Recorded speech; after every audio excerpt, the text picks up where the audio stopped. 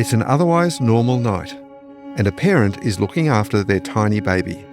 Suddenly, the child goes limp in their arms. I literally thought she's dying. I thought maybe she's not able to breathe. And that's when I rushed out the door to my partner and said, there's something wrong. He's not breathing. He's stopped breathing. What's going on? I couldn't understand. These families race their children to the hospital, trusting they'll get the best treatment there is. And then suddenly, the nightmare changes. The scrutiny turns on them. As she checked his eyes and looked at his body, then she turned and looked at me and said, you did something and I'm going to prove it. They had told me, we believe he shook this child. And they pretty much explained that he's very unwell and he's got bleeding on the brain. And do you know how this happened? And I said, no, I don't. They told us to leave the hospital. This is not normal. Something is very wrong. According to the doctors, the clinical signs all suggest the children have been abused. Shaken so violently, it's damaged their brains.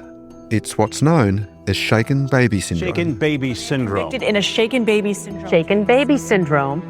He shook her, and he shook her hard enough to cause brain injuries, and she died of those brain injuries the next day.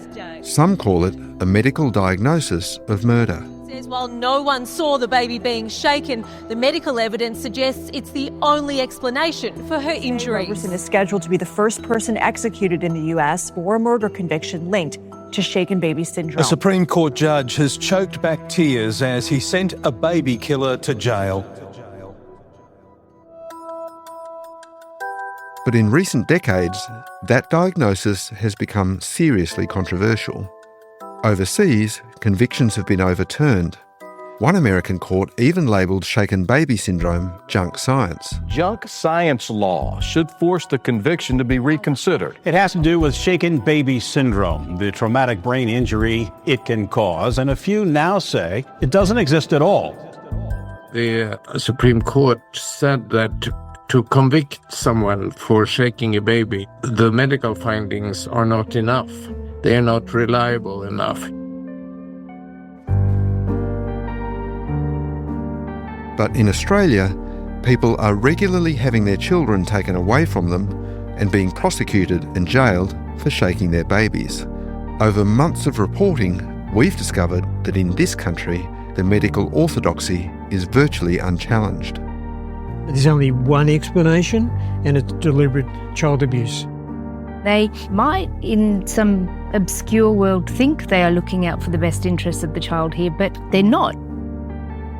I'm investigative journalist Michael Batchelard, and this is Diagnosing Murder, a new podcast series where I'm asking the question, is shaken baby syndrome good science, or has a potentially bad diagnosis become an article of faith? And are innocent people being locked up when they've done nothing wrong at all? I lost everything, and it went on for 7 years. How do I have faith to, take my child to a hospital when the hospital's done this? They took her away. Like, imagine you can't even see your child. So yeah, they took her.